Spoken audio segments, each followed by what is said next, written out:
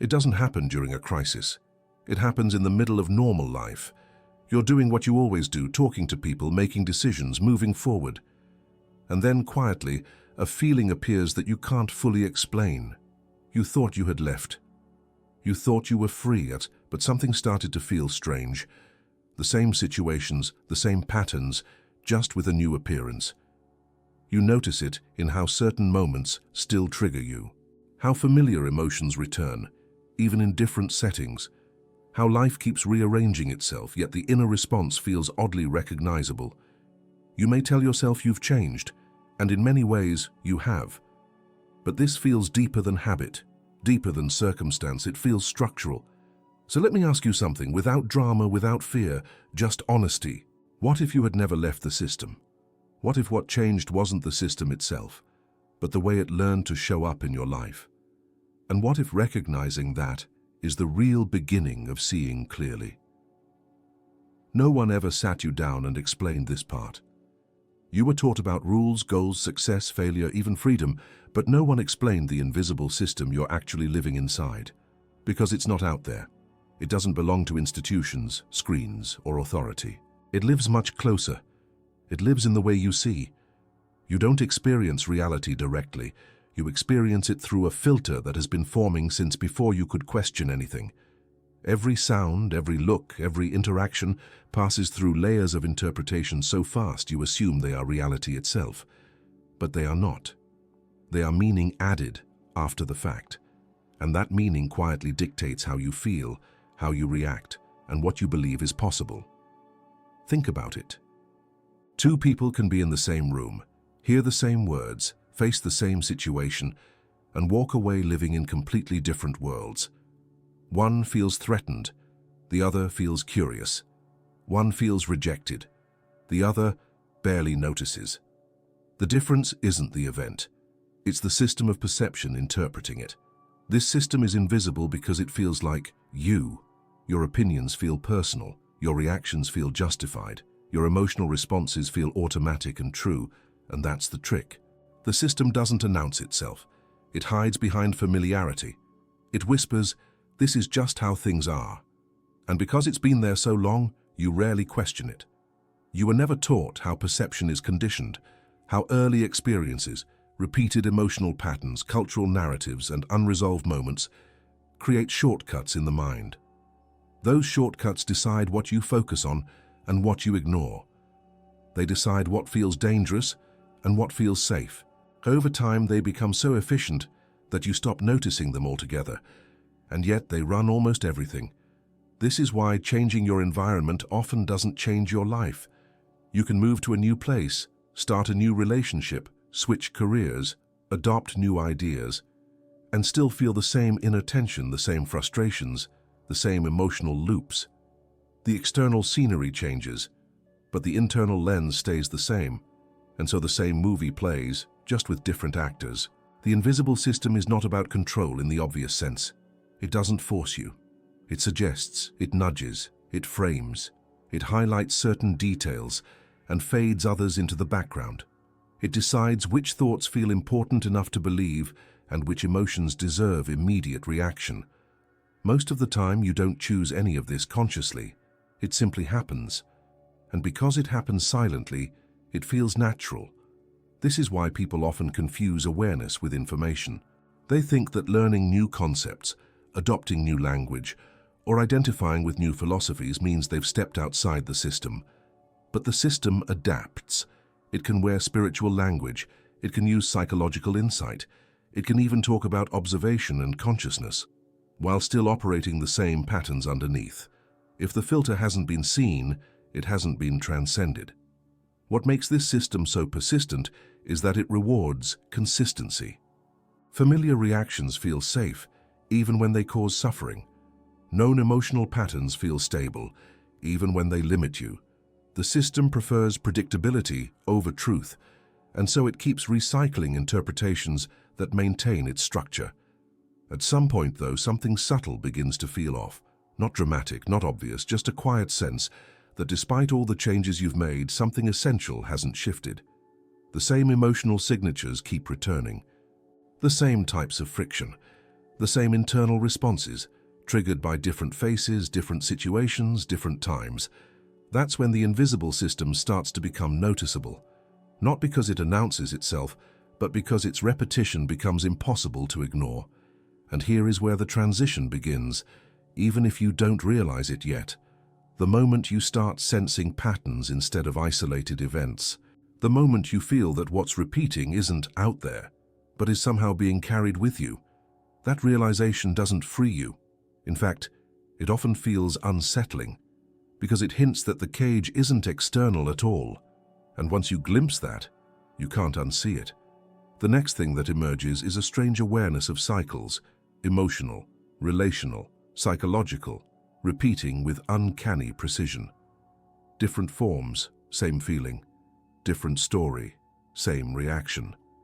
And slowly, quietly, a question starts forming beneath the surface, preparing you for the next realization. The first sign doesn't announce itself loudly. It doesn't arrive as a breakdown or a dramatic failure. It's quieter than that, almost polite. It shows up as familiarity, a strange sense of, I've been here before, even when the situation is new. You meet different people, but the emotional outcome feels identical. You change jobs, but the same tension returns. You promise yourself you'll respond differently this time, and yet in the moment your body reacts before your mind can catch up. The words come out the same way. The feeling lands in the same place. The aftermath feels predictable. At first, you blame circumstances, bad timing, difficult personalities, stress. You tell yourself this is just how life works. But slowly, something begins to feel repetitive in a way that's hard to explain. Not boring, patterned. As if life is pressing the same emotional buttons again and again, just dressed in different clothes. This is the first silent sign. The system reveals itself through repetition, not restriction. If you were truly trapped by external forces, the details would stay the same people, the same places, the same roles. But that's not what happens. The details change, the feeling doesn't. You notice that certain situations reliably pull the same response out of you. A comment triggers defensiveness. Silence triggers anxiety. Authority triggers resistance or compliance. Intimacy triggers withdrawal or overgiving. And the speed of it surprises you. There's barely a gap between stimulus and reaction. That gap, or the absence of it, is important. When reaction is immediate, it feels like truth, like instinct, like personality. But what you're actually seeing is conditioning running smoothly, efficiently, without friction. The system works best when you don't notice it working. And because these reactions feel automatic, you rarely question them. You justify them. You build stories around them. You explain them to yourself in ways that protect your self-image. That's just how I am. Anyone would react this way. This always happens to me. Those sentences are not observations. They are signatures of a loop. The loop doesn't care about your intentions. You can want to be calmer, more present, more aware. The loop doesn't argue. It simply repeats. And the more it repeats, the more convincing it becomes. Familiarity starts to feel like identity. This is where many people miss the sign, because it doesn't look like being trapped. It looks like consistency, like personality traits, like life themes. It doesn't feel imposed, it feels earned. But if you watch closely, you'll notice something subtle. The emotional charge is always stronger than the present moment requires. The reaction is slightly oversized. The feeling lingers longer than necessary. The mind replays it after the situation has passed. That excess energy is not coming from now. It's coming from before. Patterns are memory in motion. They are unfinished responses looking for completion. And the system keeps recreating conditions that allow them to express themselves again. Not to punish you, but because repetition is how unconscious material stays alive. The trap is not the situation. The trap is the assumption that the situation is the cause. Once you begin to sense this, life feels less random and more mechanical, not in a cold way, but in a revealing way. You start to see that what you call problems arrive with familiar emotional textures, that certain frustrations have a recognizable taste, That disappointment, anger, shame, or fear don't show up fresh. They show up preloaded. And still, the mind looks outward. It wants a reason it can point to, a story it can solve, a belief it can replace. Because beliefs feel changeable, patterns feel personal. This is where the next confusion quietly enters. The idea that if you just adopt the right perspective, the right insight, the right language, the loop will dissolve. That awareness is something you acquire like a new tool or identity. But the repetition doesn't stop just because you've named it. In fact, sometimes it becomes more subtle, more refined. The system learns new words. It learns how to sound conscious. And that's when the next phase begins, when people mistake mental understanding for freedom and decoration for exit. At some point, a shift happens. You learn new ideas. You hear language that finally explains what you've been feeling. Words like awareness, consciousness, observer, ego, pattern. And for the first time, things start to make sense. You feel relief, expansion, a sense that you've stepped outside the old way of living. This is where the mistake quietly begins. Understanding feels like liberation. Naming the system feels like leaving it. When you can explain why things happen, it feels like you've moved beyond them. And in many ways, something has changed. Your map is bigger. Your vocabulary is sharper. Your mind can see more angles than before. But seeing the map is not the same as walking out of the territory. Many people confuse awakening with upgrading their beliefs. They replace old stories with new ones, old identities with more refined identities. Instead of "this is just life," it becomes "this is conditioning." Instead of "this is who I am," it becomes "this is the ego." The labels change. The structure stays intact. The system loves this phase because it can survive inside it. Why? Because ideas live in the mind, but patterns live in the body and nervous system. You can intellectually understand that a reaction is unconscious and still be completely captured by it when it arises. You can talk about presence while being pulled by the same emotional gravity as before. The mind says, "I see what's happening." The body says, "I'm already reacting." And when that gap exists, awareness becomes cosmetic. This is why some people become very articulate, but not very free. They can describe their patterns in detail, explain their childhood origins, quote insights about non-attachment, and still feel triggered, defensive, or contracted in the same moments as before. The explanation comes after the reaction, not before it. Awakening in this form becomes a new identity. I am someone who sees. I am more conscious than before. And once identity enters, protection follows. The system now has something new to defend. You may notice this in subtle ways: a resistance to being challenged, a need to be right about perception, a quiet superiority toward those who don't see yet. Or the opposite, using awareness as a shield to avoid engagement, emotion, or responsibility. None of this is wrong. It's just unfinished. The real issue is not learning new ideas. Learning is natural. The issue is believing that insight alone dissolves conditioning. It doesn't. Conditioning dissolves through direct contact, not explanation. Through staying present where you normally leave. Through feeling what you normally label and move past. When awakening stays in the head, observation becomes another strategy. You watch yourself react, but from a distance that still avoids impact. You narrate the pattern instead of inhabiting the moment. And that narration gives a sense of control. I see my anger. I notice my fear. I'm aware of the pattern. But the reaction still runs. This creates a very convincing illusion. The illusion that because you are observing, you are no longer inside the system. In reality, the system has simply added a viewing platform. You're still on the same stage, just commenting from the balcony, and this is more seductive than ignorance. Ignorance reacts blindly. This reacts with commentary. The danger here is subtle. Observation without depth can become dissociation. Awareness without embodiment can become distance. And distance can feel like freedom until life applies pressure.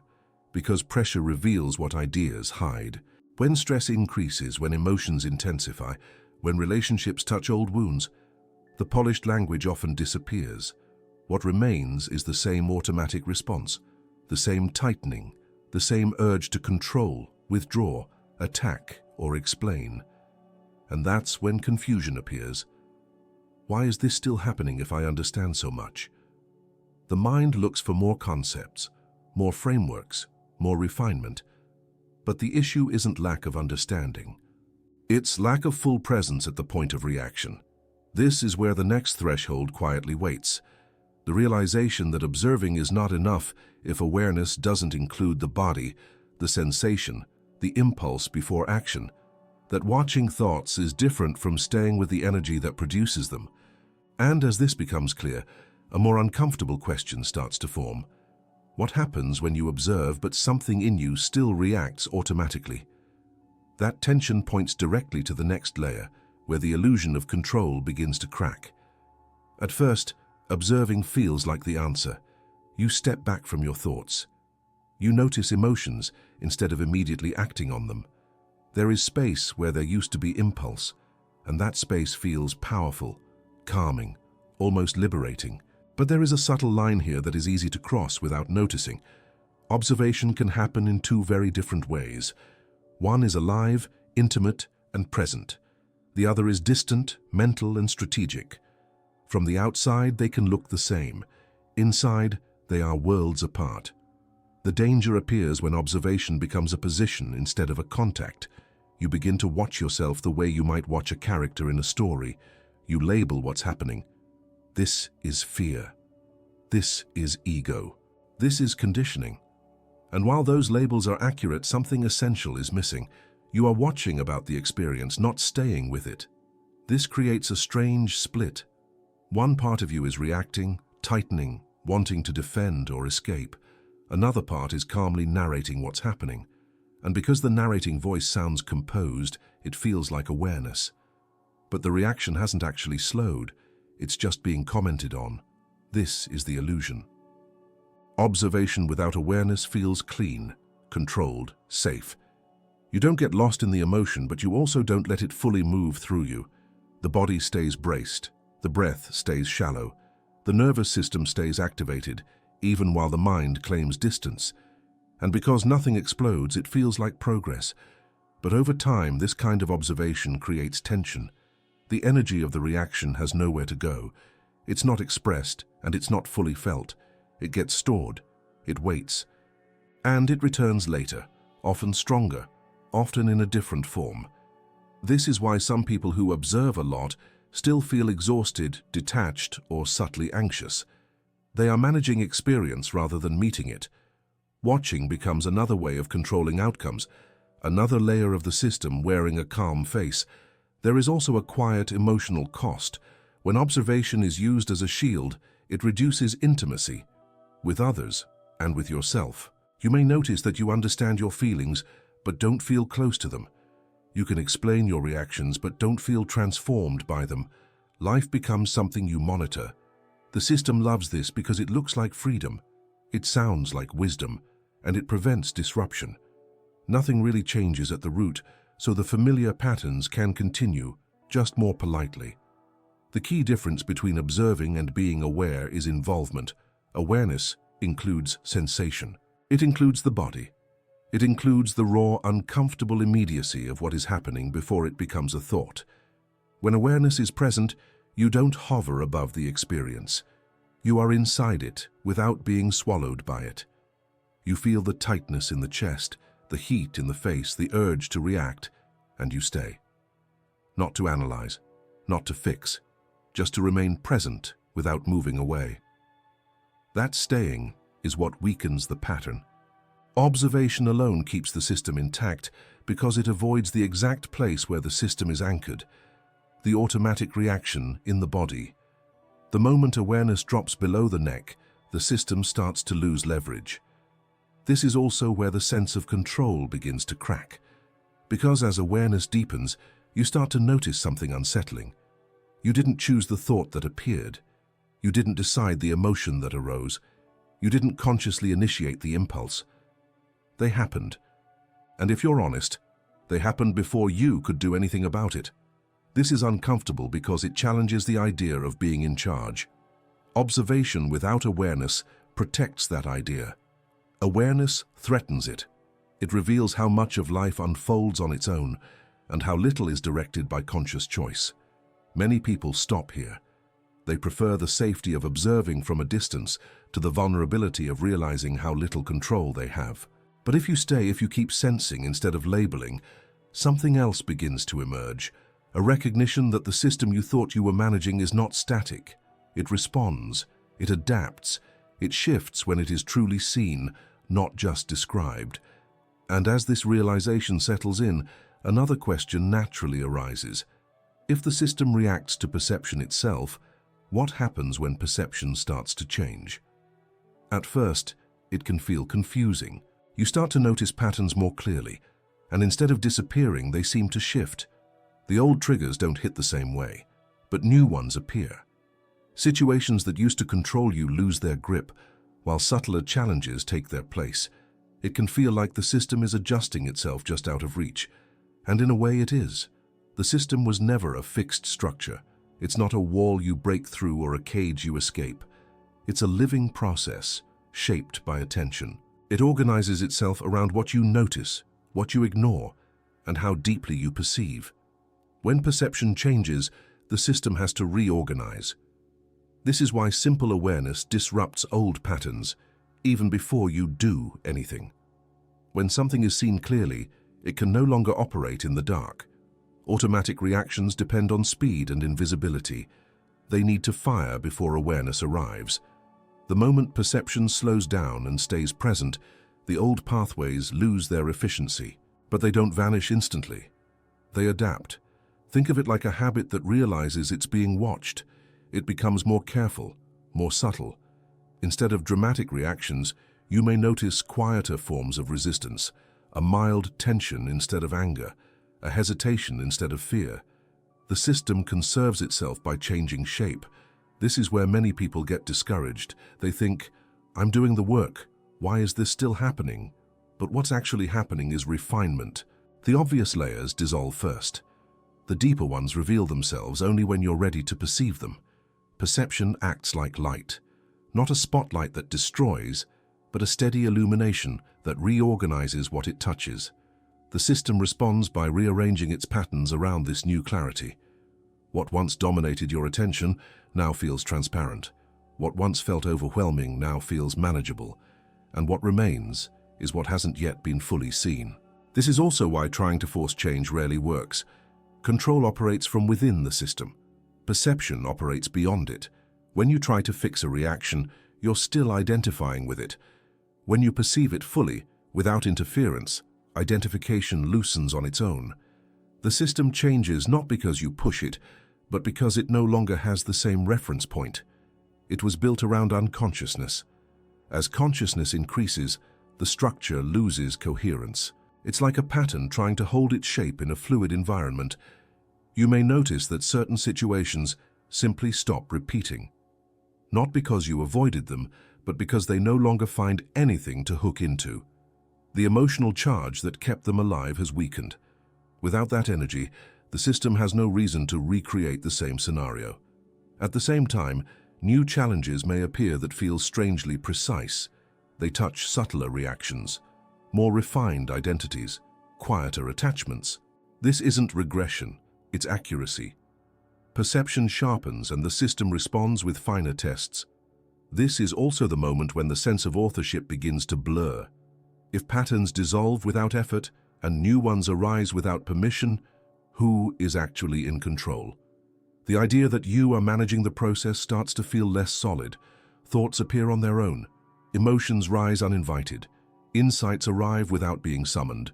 The system shifts in response to perception, not command. And this realization can feel unsettling, even destabilizing. Because if perception alone changes everything, then willpower is not the master you thought it was. This is where pressure increases. Not external pressure, but existential pressure. The quiet tension of realizing that what you called your life is largely a series of spontaneous processes unfolding through awareness. The more you see this, the harder it becomes to maintain the illusion of control. And yet, this is not a loss. It's an opening. a doorway into a deeper understanding of how little is actually directed and how much simply happens. As this insight settles, a more uncomfortable question emerges. If so much arises on its own, what exactly is steering the experience you call me? There is a moment when awareness stops feeling spacious and starts feeling heavy. Not because something is wrong, but because something familiar is dissolving. The sense that you are the one in charge begins to weaken. And with that, a quiet pressure builds. You start to notice how little choice there actually is in most moments. A thought appears before you decide to think it. An emotion rises before you can approve it. A reaction moves through the body before any intention is formed. By the time you arrive, most of the event has already happened. This realization doesn't come all at once. It comes in fragments, small, undeniable observations. You catch yourself mid-reaction and realize there was no moment where you chose it. You watch a thought unfold and see that it wasn't summoned. It simply arrived, fully formed. At first, the mind tries to reclaim control. It reframes the insight. I may not choose the thought, but I choose how I respond. But even that begins to unravel. You notice that the response itself has momentum. Tone, posture, expression, inner dialogue, all moving faster than conscious command. This is where the pressure intensifies. If you're not controlling thoughts, emotions, or reactions in real time, then what are you actually doing? The question is uncomfortable because it destabilizes identity. Control has always been the anchor, the proof of self. Without it, the sense of me feels less solid. This is often experienced as subtle anxiety, not panic. A background tension, a feeling of groundlessness. Nothing dramatic is happening externally, but internally something important is shifting. The old reference point, I am the doer, is losing credibility. And the system reacts to this. It tightens. It looks for something to hold on to. New strategies appear. Overthinking, planning, self-monitoring. Even excessive observation can become a way to regain authority. Anything to restore the feeling of steering the ship. But awareness keeps revealing the same truth. Even the attempt to control is spontaneous. The urge to fix arises on its own. The effort to stabilize appears without permission, and seeing this can feel almost humiliating to the ego. This is where many people pull back. They prefer a partial awakening over this level of honesty. They settle into a comfortable narrative of mostly conscious and avoid looking too closely at how automatic life really is. But if you stay, something deeper begins to emerge. You start to see that the pressure is not a problem. It's a signal. It marks the point where illusion and observation can no longer coexist. Either you return to the comfort of identification or you continue into uncertainty. The pressure comes from resistance, not from truth, from trying to hold on to control while seeing it dissolve. The tension lives in the gap between what you thought you were and what is being revealed. And slowly, almost imperceptibly, a shift occurs. Instead of asking, how do I control this? A new question forms. What is actually happening without me interfering? This question doesn't seek power. It seeks clarity. When you stop trying to manage the experience, you begin to notice something unexpected. Life continues. Actions still happen. Words are spoken. Decisions are made. And somehow they unfold without a central controller issuing commands. This can feel disorienting, but it can also feel strangely relieving. The weight of responsibility softens. The constant effort to steer relaxes. There is still movement but less tension around it, and this is where a deeper misunderstanding begins to dissolve. The idea that the system was something imposed on you, something hostile, something to escape from. As control fades, a different possibility starts to appear. That the system was never the enemy at all, but a mirror responding to unconscious repetition. Something shifts when the fight drops. Not all at once, not dramatically, but quietly. After all the effort to escape, fix, transcend, or outgrow the system, a strange realization begins to surface. The system never pushed back. It never chased you. It never tried to keep you trapped. It simply reflected what was unconscious. This is the turning point almost no one expects, because for so long the system looked like an opponent, something to break free from, something that limited you repeated pain blocked clarity. And yet, when you stop resisting it, something becomes obvious. The system only repeated what you didn't see. Every cycle was an echo, every pattern was a mirror. The situations that felt oppressive weren't designed to punish you. They were responding to familiar signals, emotional tones, unexamined beliefs, automatic reactions. Not consciously, not maliciously, mechanically, like an environment responding to pressure. When you were reactive, the system responded with friction. When you were unconscious, it responded with repetition. Not because it wanted to keep you small, but because repetition is how unconscious processes remain active. This is difficult to accept because it removes blame. There's no villain, no external force holding the keys, and without an enemy, the mind doesn't know where to direct its resistance. But watch closely. As perception deepens, the system doesn't harden. It softens. It becomes more transparent, less dramatic, less personal. The same kinds of situations may still appear, but without the same emotional weight. The charge drains because there is nothing left to feed it. That's when it becomes clear. The system was never a cage. It was feedback. It showed you where awareness hadn't reached yet, where reactions were still automatic, where identity was still fused with response. Each repetition was pointing, not imprisoning. And once this is seen, something subtle but profound happens. The urgency to escape disappears. The obsession with freedom relaxes. You stop trying to outrun life and start listening to it. This doesn't mean passivity, it means precision. Instead of asking, "How do I get out of this?" the question becomes, "What is this revealing right now?" And when that question is genuine, the system responds differently. Not with force, but with clarity. This is why resistance kept patterns alive. Fighting the system meant staying engaged with it at the same level. Seeing it as an enemy required identification. And identification is exactly what gave it continuity. When identification dissolves, the system loses its role. You begin to notice that what you called the system is actually a set of neutral processes responding to perception. Change the perception, and the response changes. Not immediately, not magically, but inevitably. This realization carries relief, but also responsibility. Not the heavy kind, but the honest kind. If the system is a mirror, then unconscious repetition is not caused by bad luck or external control. It's sustained by what hasn't been fully seen. And that seeing is not intellectual, it's direct. It happens in the moment a reaction would normally take over, when awareness stays instead of escaping, explaining or suppressing. At this point, something important becomes possible. Observation no longer feels like distance, it feels intimate, alive. There's no one watching from above. There is only perception happening where experience is. And in that intimacy, patterns don't need to be challenged.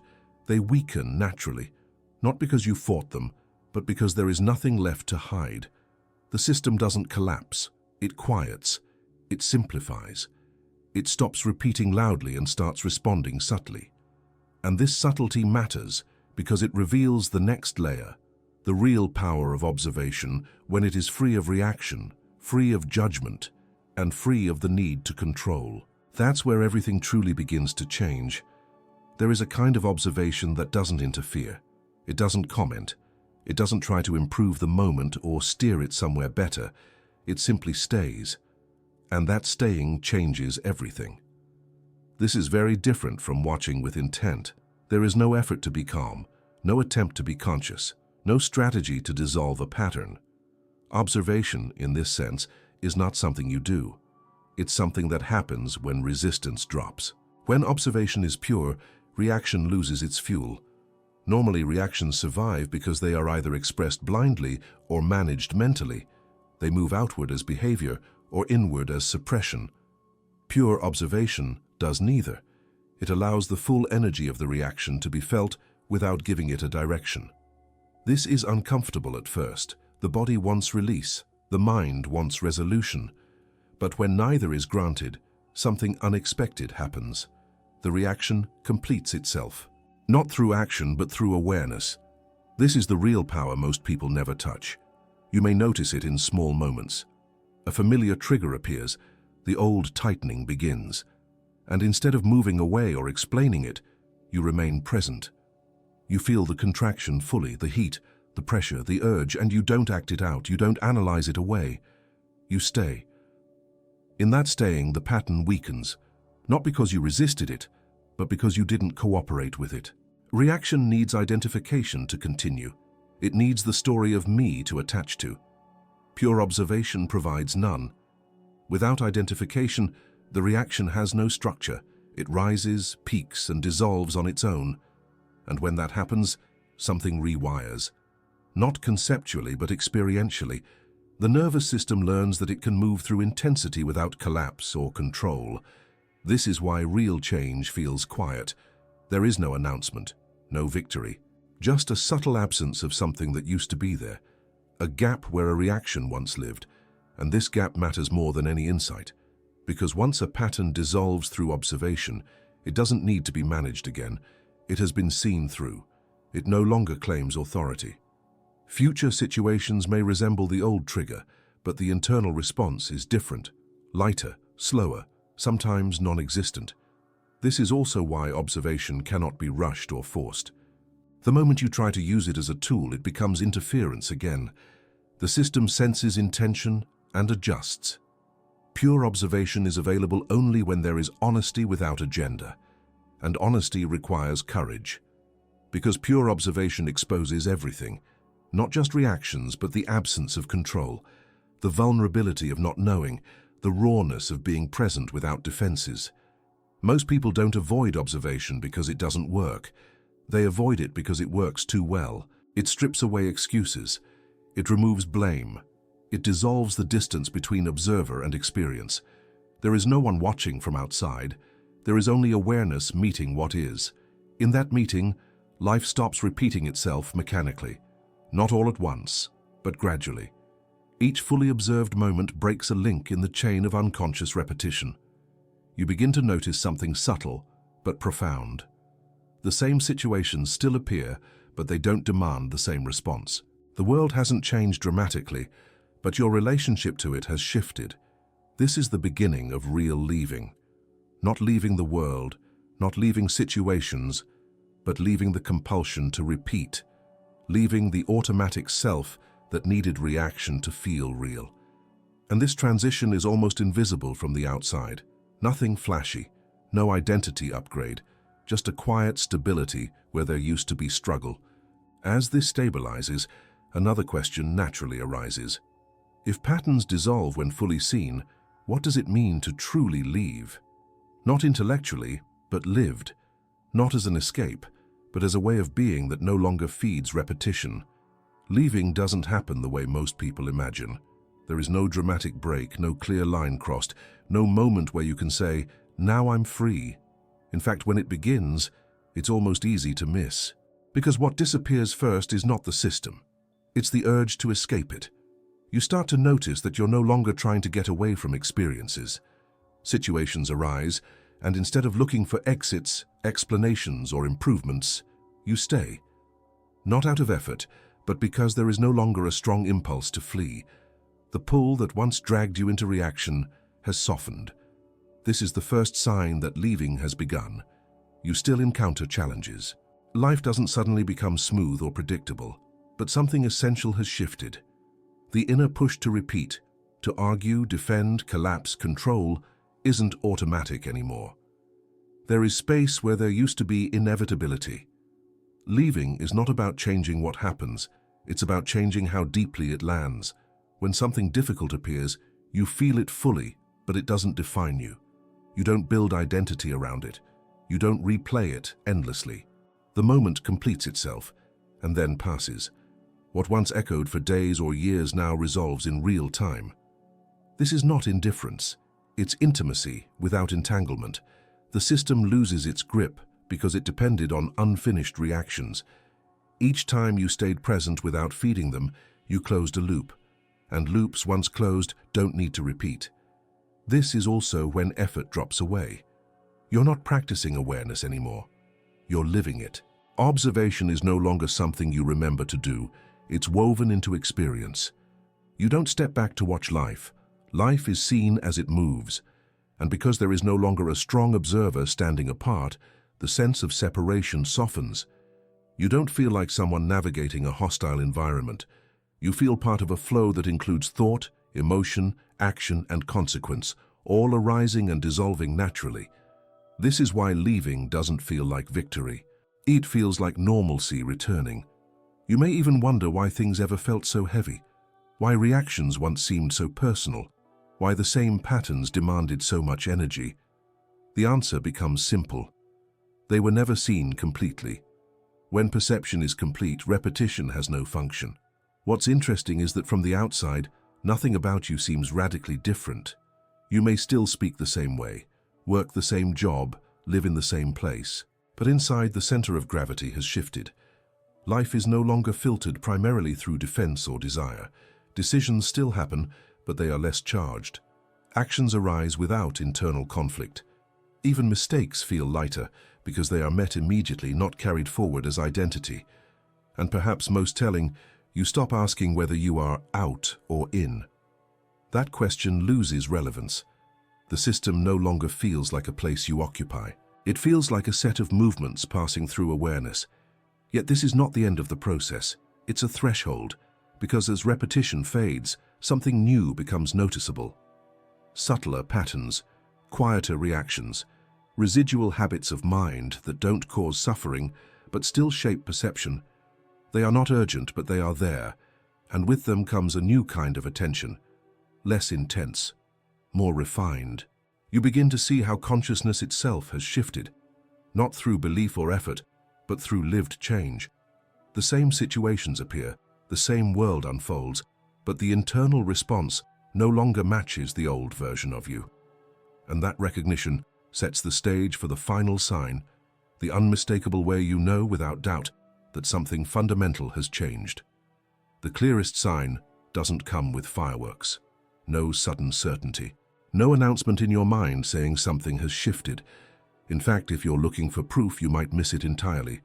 The sign appears in repetition, or rather, in what no longer repeats the same way. The same situations still arise, the same kinds of conversations, the same pressures, delays, misunderstandings, and uncertainties. On the surface, life looks familiar, but inside, the response is different enough that it catches your attention. You notice it in small moments. A comment that would have hooked you before now passes through with less charge. A situation that once triggered urgency now feels slower, almost spacious. You still feel emotions, but they don't take over the whole field. They move through, not around you. And what's striking is how natural this feels. There is no effort involved. You're not reminding yourself to be aware. You're not applying a practice. The change expresses itself automatically, the same way old reactions once did. Only now what arises is presence instead of contraction. This is how you know consciousness has changed. The default has shifted. Before, awareness had to be remembered. Now, reactivity has to work harder to appear. It still can, but it no longer has priority access. It doesn't dominate the moment before you arrive. There is already space. You may also notice something else. The inner dialogue has softened, not disappeared, but lost its authority. Thoughts still comment, predict, and judge, but they feel lighter, less convincing, more like background noise than commands. Because of this, decisions feel cleaner. Not perfect, but clearer. You act with less internal debate, less second-guessing, not because you know the outcome, but because you trust the process of responding as it unfolds. Another subtle sign is how quickly you recover. When a reaction does happen, because you're human, and it will, it resolves faster. You don't build a story around it. You don't defend it or punish yourself for it. You see it, feel it, and it dissolves. There is no residue. This lack of residue is important. It shows that experience is no longer being stored as identity. Moments are lived fully and then released. The past loses its grip not because you've erased it, but because you're not feeding it with attention anymore. You may also find that you explain yourself less, not out of withdrawal, but out of clarity. There's less need to justify reactions, defend boundaries, or convince others of your perspective. You know what you're feeling without needing external validation, and perhaps most quietly, you stop measuring your state. You're no longer asking, Am I conscious right now, or am I doing this correctly? Those questions belong to a transitional phase. Now experience speaks for itself. The world hasn't become simpler, but it has become more direct. You meet situations as they are, not as reflections of old narratives. You respond to what's actually happening, not to what you expect or fear might happen. And this immediacy creates a sense of alignment that doesn't rely on control. This is not emotional numbness. In fact, sensitivity increases. You feel more, not less, but feeling is no longer confused with being overwhelmed. There is room for intensity without collapse.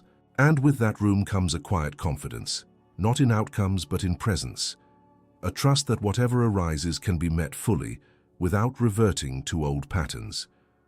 When consciousness changes, life doesn't become extraordinary. It becomes honest, less distorted, less repetitive, more responsive. And in that honesty, a final question naturally remains, not as a test, but as an invitation. If the system has been responding to your perception all along, then in this moment, with this quality of awareness, who are you being right now? So here is the only question that really matters now, not as a challenge, not as a test, just as an honest pause. If the system has been changing in response to your perception all along, then in this exact moment, who are you being? Not who you think you are, not who you were trying to become, but the one who is here now, listening, feeling, noticing. Trapped or conscious is not a fixed state. It's a movement, a direction. Every moment you meet without reaction, without escape, something loosens, something reorganizes, maybe quietly, maybe invisibly, but it does. So don't rush to answer, just observe. Notice what happens when you stay present for a few seconds longer than usual. If you reach the end of this video, write this sentence in the comments. I see the pattern and I stay. And if this resonated with you, if you want to explore this deeper and continue this kind of observation, watch one of the videos appearing on the screen now. They were made for this exact moment.